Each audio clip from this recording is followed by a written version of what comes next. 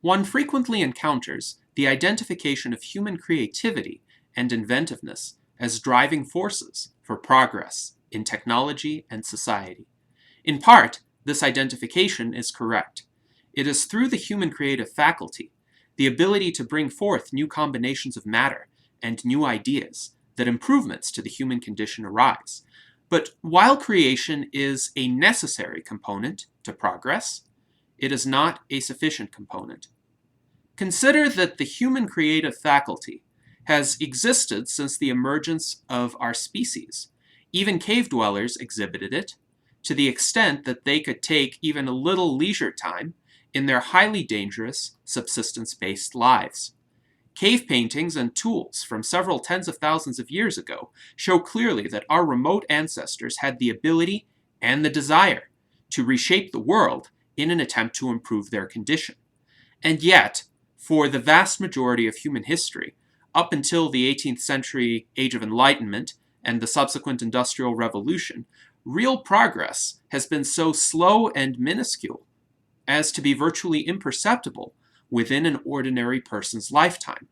This was the case despite the fact that every generation had its share of great thinkers, artists, and even mechanical tinkerers.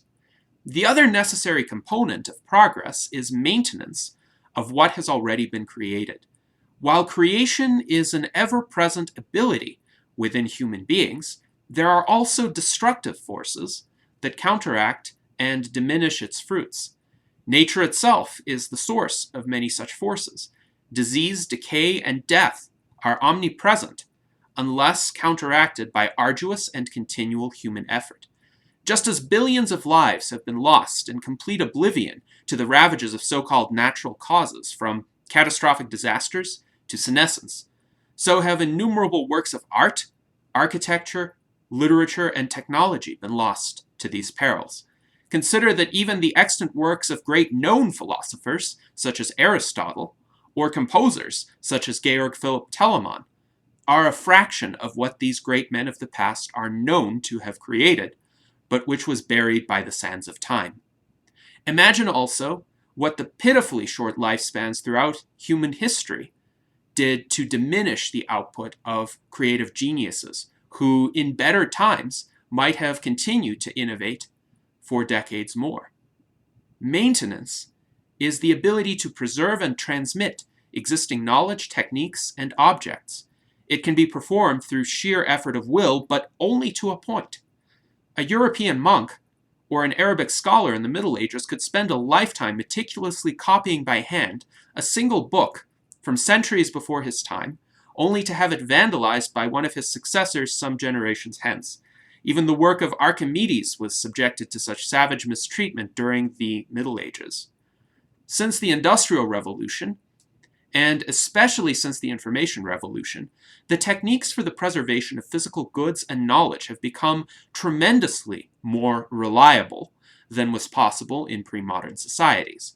The ability to make multiple copies of an object and potentially inexhaustible copies of an idea, and to maintain detailed visual, textual, and auditory records of particular times, places, and activities with little effort by historical standards, has preserved many of the accomplishments of prior and current thinkers for the creative faculties of humans to expand upon. It is doubtful that we, in our time, are inherently more creative than our ancestors, but we do have a much more diverse and advanced subject matter to which to apply our creativity. Where we are free to do so, we may arrange these building blocks of innovation in much the same way that our ancestors arranged sticks and stones, except that the consequences of our actions are much more powerful, life-enhancing, and durable. Our infrastructure and our methods for maintaining and transmitting knowledge separate us from our ancestors to the extent that to them, we would be as gods. And yet, none of the wonders that enable progress in our time are ever guaranteed to continue, though not due to inanimate nature and lower life forms alone. Those have always been in a steady retreat, wherever human reason and productivity were unleashed at anywhere near their fullest extent. But the folly, ignorance, sloth, and envy of other humans can all too easily slow the growth of progress-nourishing infrastructure to a crawl, or even reverse it and usher in a new dark ages. Coercive policies, economic misconduct and capital consumption, massive wars, widespread prohibitions on peaceful and productive activities, superstitions and irrational taboos, pervasive and disproportionate fears, as embodied in the dark green environmentalists' progress-killing precautionary principle, and a desire for so-called security over liberty, for so-called tradition over growth, for stasis over innovation, are all forces that counteract and threaten the maintenance of our civilization. In most times and places, only a handful of people have been immune to deleterious anti-progressive beliefs and their consequences. But there is no reason why we cannot all rise above such anti-life thinking. We have the creative faculty in all of us, and we can all think. The importance of maintenance to human progress can be carried into the life of the individual, with profound consequences that can produce massive personal growth and productivity via a change of habits.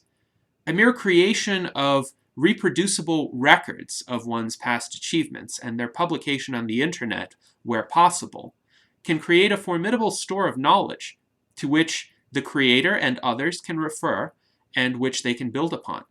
The concepts of open source software and distributed computing, for instance, are built on this elementary principle, but it can be applied to so many more areas of life.